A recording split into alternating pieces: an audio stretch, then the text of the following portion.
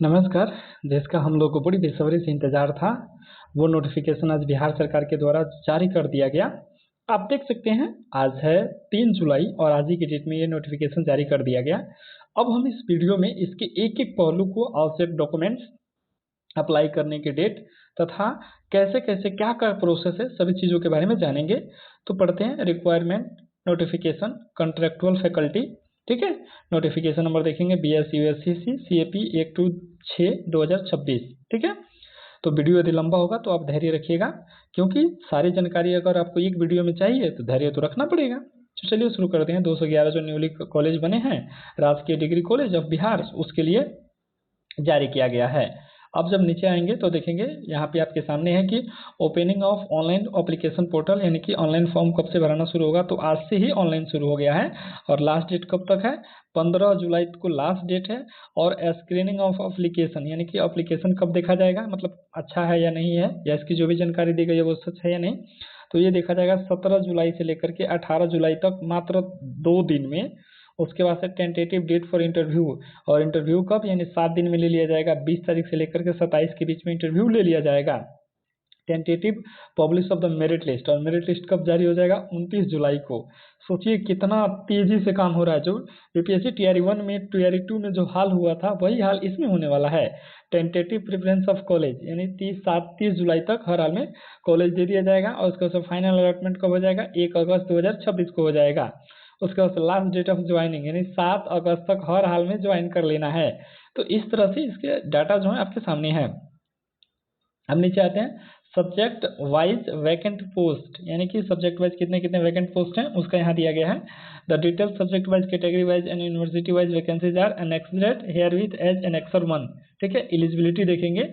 As limit, the minimum age of post of assistant professor shall be 21 years and the maximum age be 43। ठीक है, यानी कि minimum 21 होना चाहिए और मैक्सिमम 43 होना चाहिए। ठीक है, और कब, 1 अगस्त 2026 के दिन काउंट किया जाएगा। अब age relaxation to the candidates belongings to reserve category will be provided in accordance with the guidelines issued by the government of Bihar. नीचे आते हैं। अब देखते हैं किसको क्या क्या छूट मिला। आप देखेंगे एसेंशियल क्वालिफिकेशन, यानी कि इसके लिए क्या क्या क्वालिफिकेशन होना चाहिए। तो जो मास्टर डिग्री होना चाहिए वो देखेंगे, मास्टर डिग्री जो है या उसकी इक्विवेलेंट जो होना चाहिए वो 55% मार्क्स के साथ होना चाहिए। ठीक है, फिर नीचे आते हैं। उसके बाद अगला दूसरा क्या है कि क्वालिफाइड द नेशनल जो NET एग्जाम है for assistant professor conducted by the UGC CSIR और any other test accredited by the UGC। और ठीक है, यानी कि आपका एक मास्टर डिग्री होना चाहिए, एक नेट क्वालिफाइड होना चाहिए। ठीक है, या अगर आपका PhD है, जैसे कि मैं यहाँ चर्चा कर लूँ तो देखिए क्वालिफिकेशन एजुकेशन क्या है कि एक तो सबसे पहले आपका PG होना चाहिए। ठीक है, और PG कितना होना चाहिए, 55% मार्क्स के साथ होना चाहिए। दूसरा क्या है कि आपको PhD होना चाहिए, अगर PhD नहीं है तो नेट होना चाहिए। ठीक है, इन दोनों में से कोई एक भी रहेगा तो आप इस फॉर्म को भर सकते हैं, यानी कि एक पहला योग्यता और एक ये दूसरी योग्यता, और इन दोनों में से कोई एक भी रहेगा तो आप इस फॉर्म को भर सकते हैं, उसके लिए आप एलिजिबल हैं। फिर नीचे आते हैं। एक चीज़ है ना, PhD के बारे में कुछ फैक्ट दिया हुआ है कि PhD डिग्री जो होना चाहिए ना वो रेगुलर मोड से होना चाहिए। The PhD thesis has been evaluated by at least 2 external examiners an open PhD viva voce of the candidate has been conducted. ठीक है, ये सब कराया गया होगा। अक्सर जो भी रेगुलर करते हैं उनके लिए सारा कंडीशंस को फुलफिल किया जाता है। तीसरा चीज़ है यहाँ पे देखेंगे, चौथा चीज़ जो भी है कि फ़ी, इसका जब हम अप्लाई करेंगे तो फ़ी क्या लगेगा। There is no fee for online application, यानी कि ऑनलाइन अप्लीकेशन के लिए कोई फ़ी नहीं लगेगा। अब रिजर्वेशन देखेंगे। ठीक है, यानी कि बिहार स्टेट का रिजर्वेशन इसमें क्या है, तो रिजर्वेशन में नीचे आते हैं। अब यहाँ से देखेंगे टोटल 100 मार्क्स, तो रिजर्वेशन जो है ना बिहार सरकार का, वही इसमें फॉलो किया जाएगा जो ऑलरेडी होता है। फिर नीचे आते हैं। Selection process and marking scheme, तो ये कई बार चर्चा हो चुका है पुरानी वीडियो में, तो इस पर चर्चा नहीं करेंगे। फिर नीचे आते हैं। यहाँ से और नीचे आते हैं। इंटरव्यू 12 मार्क्स का होगा, ये भी आपको पता है। Preparation of merit list, the merit list is prepared on the basis of academic qualification and interview come demonstration in event of total marks obtained from academic qualification and interview being the same. फिर नीचे आते हैं। University allotment and joining, इसको थोड़ा सा देख लेते हैं। कह रहा है कि allocation of universities to selected candidate shall be made on the merit cum choice basis subject to availability of vacancies, reservation requirements, institutional need to and administrative exigencies, the decision of the competent authority। ठीक है, छोड़िए आगे बढ़ते हैं। यहाँ देखेंगे failure to join within the stipulated period of 7 days shall result in forfeiture of candidature without any further notice or right to appeal। यानी कि अगर आप 7 दिनों के अंदर ज्वाइन नहीं करते हैं तो आपको बिना कारण बताए हटाया जा सकता है। Term of appointments, document verification and notarised affidavit. फिर आगे चलते हैं। General instruction for application Samarth portal पे होगा। रिक्वायरमेंट पोर्टल जो है http://HEDBRI करके ऐसा समर्थ एजुकेशन इंडेक्स साइट इंडेक्स, इसी पे हम लोग अप्लाई करेंगे ऑनलाइन। ठीक है, उसके बाद और इसमें कोई इंपॉर्टेंट जानकारी अपने लिए नहीं मिलता है। फिर नीचे आते हैं, ये क्या है, format of the notarised affidavit. Affidavit के लिए ये चीज़ दिया गया है। ठीक है, तो ये एफिडेविट आपको एक बनवाना पड़ेगा क्योंकि इसमें अपलोड करना पड़ेगा। ठीक है, तो इस एफिडेविट को आप प्रिंट करवाइएगा। प्रिंट निकलवा करके आपको अपने जो भी नज़दीकी कोर्ट होगा उससे बनवा करके इसको अपलोड करना पड़ेगा। इसमें क्या चीज़ें हैं कि full name, son of daughter of इतना, I really solemnly affirm that declare the following that I have applied for the post of fixed term faculty in the subject of dash, vide application number इतना, date इतना, that all the information furnished by me and my application from all the documents submitted by me in support thereof are true, genuine, complete and correct to the best of my knowledge and belief. No material information has been concealed or suppressed। ठीक है, तो ये चीज़ देखेंगे। फिर नीचे आते हैं, इसमें देखेंगे वेरीफाई होगा वो देखेंगे। उसके बाद से डिटेल सब्जेक्ट वाइज देखेंगे कितने कितने किसमें वैकेंसी हैं। तो यहाँ से ये रहा ओपन वैकेंसी कितना है, SC ST OBC के हिसाब से क्या है। ठीक है, ये वैकेंसी है।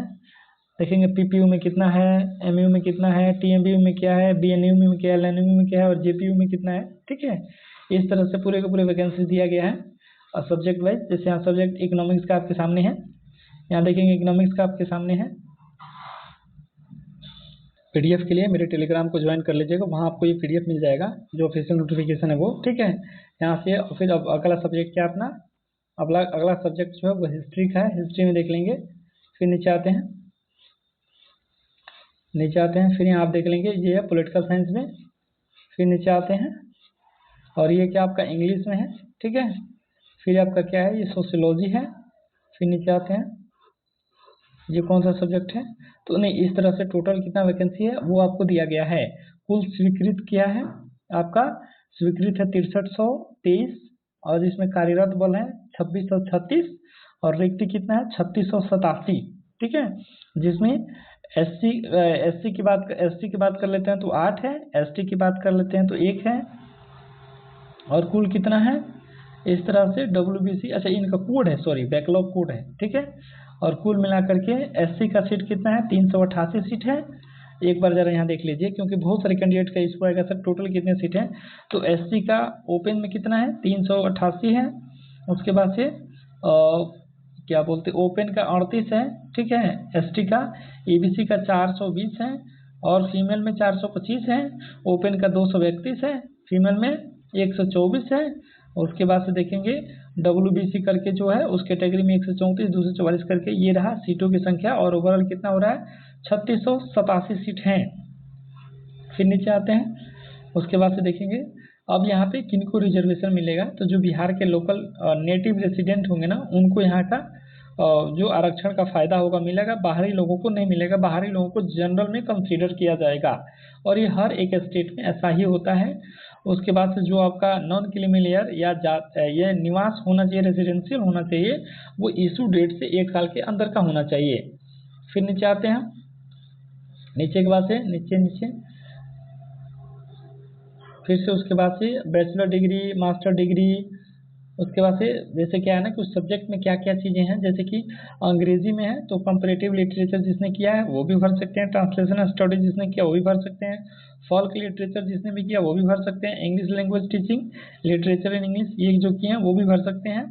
उसके बाद अगर हिंदी की बात कर लेते हैं तो भाषा विज्ञान में स्नातकोत्तर त्रिवर्षीय स्नातक स्तर, मुख्य भाषा विषय हिंदी भाषा एवं साहित्य, तुलनात्मक साहित्य में स्नातकोत्तर त्रिवर्षीय स्नातक स्तर, ये सभी चीज़ जो है आप देख सकते हैं। इतिहास में कौन कौन से टॉपिक से रिलेटेड अगर किसी ने मास्टर डिग्री किया है तो वो इस फॉर्म को भर सकते हैं। ये रहा राजनीति विज्ञान में, जो भी राजनीति से विज्ञान से होंगे वो अपना यहाँ तक पढ़ लेंगे और देख लेंगे।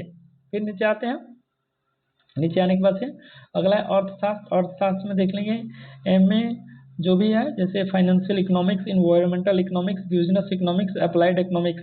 समाजशास्त्र की बात कर लेते हैं तो सोशियोलॉजी अल्टरनेटिव कोर्स, ठीक है। उसके बाद से देखेंगे 55% मार्क्स होना चाहिए आपको अगर PG जो डिग्री किया है उसमें।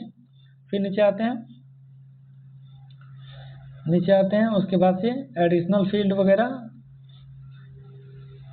एक दो और जानकारी था इम्पोर्टेंट, ठीक है, कि यहाँ देखिए ये चीज़ मैं आपको बताना चाहूँगा, rules of filling universities preference, यानी कि आपको कौन सी यूनिवर्सिटी प्रेफरेंस करना है। तो you must selected exactly 10 universities in order of your preference, ठीक है।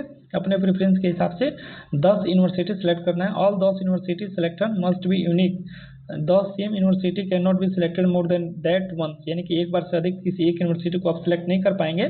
आप मैक्सिमम जो है 10 यूनिवर्सिटी को सिलेक्ट कर सकते हैं, जो आपके एरिया के नज़दीक होगा उसके हिसाब से आप क्रम उसका लगा देंगे। आपका मेरिट लिस्ट यदि बनता है तो आपको आपकी सिलेक्शन के आधार पर ही आपको दिया जाएगा। Document required while filling the form, यानी जब फॉर्म भरिएगा तो कौन कौन से डॉक्यूमेंट आपको चाहिए उसका लिस्ट यहाँ दिया गया है। इसमें देखेंगे कि आपको कैंडिडेट जो एक आपका पासपोर्ट साइज फोटो लगेगा, आपका सिग्नेचर लगेगा, आपका मैट्रिक का मार्कशीट लगेगा यानी proof of date of birth के लिए। उसके बाद से notarised affidavit affirming correctness of the information and documents furnished, ठीक है, तो आपका ये लगेगा। फिर अगला है 10 का मार्कशीट लगेगा, 12 का मार्कशीट लगेगा, सर्टिफिकेट लगेगा 10 का, और क्या बोलते हैं सर्टिफिकेट लगेगा 12 का, बैचलर का मार्कशीट लगेगा, बैचलर का डिग्री लगेगा।